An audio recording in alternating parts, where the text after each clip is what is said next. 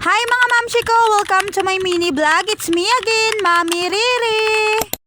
Grabe na talaga sa Earth. Alas 5 na pala ng hapon, hindi ko man lang namalayan. Na para bang taga-ibang planeta na ang mga person na yan. Oras na siguro para magkilos-kilos naman tayo. Dinaig ko pa kasi yung buntis. Wala ganito talaga ang buhay ng mga pabigat. Kanina ko pa talaga balak magkilos-kilos at gawin ang mga dapat gawin. Pero talagang wala ang fighting spirit ko sa katawan ko. Ang dami-dami ko talagang gustong i-DIY sa bahay na to, pero talagang wala tayong pera. Paano kasi sa sobrang taas ng pride ko, yung ibang gamit sa dating bahay pinag-iiwan ko. Yung mga gamit na iniwan ko kasi bigay kasi yun ng nanay ng ex-husband ko. At syempre dahil naghiwalay nga kami ng anak niya, wala akong karapatan na dalhin yun at ayaw ko talagang dalhin ang mga yun. Ayaw ko kasing dalhin yung mga gamit ng mga taong minsan nang sumira sa pangalan ko. Na imbis kasi kausapin yung anak niya, pero kung ano-anong mga kwentong pinapakalat niya tungkol sa akin. Ano kaya sa tingin niya ang pinasok namin sa anak niya? Bahay-bahayan lang, chill-chill. Kaya maganda talaga magbukod pag malayo sa biyenan. May mga lalaki kasi na once na malapit sa nanay nila ay talagang pa-chill-chill lang. Dahil anytime may matatakbuhan at mahihingian siya sa mga pangangailangan ng pamilya niya na dapat ay obligasyon niya. Ang dami-dami ko ng kwento na naikwento sa inyo, hindi ko na malaya, nandito na pala ako sa labas nagwawalis.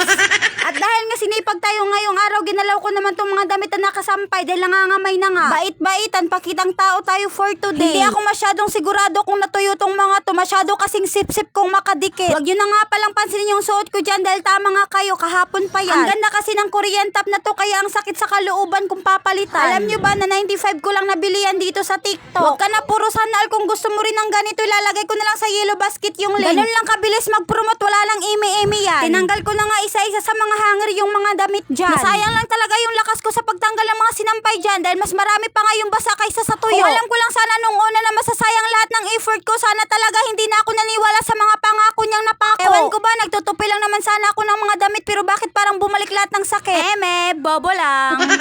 Sinampay ko na nga ulit tong mga damit na basa pa. Pabalik-balik na lang talaga tayo sa mga ginagawa natin. Kagaya nga nung ginawa ko sa kanya, pabalik-balik ko na nga siyang binigyan ng chance, pero ganun pa rin. Kaya ang nangyari talaga, nilagay ko na lang sa dapat niyang kakalagyan, kagaya nitong mga damit. Hindi ko na nga pinakita sa inyo kung paano ako magtupi ng damit. Basta ang alam ko lang, malinis at maayos kagaya ng pagtrato ko sa kanya. Walang labis, walang kulang, siya nga lang yung nagkulang. Ulit. At habang busy nga ako sa mga ginagawa ko dyan, itong anak ko naman ang tagabantay sa kapatid niya.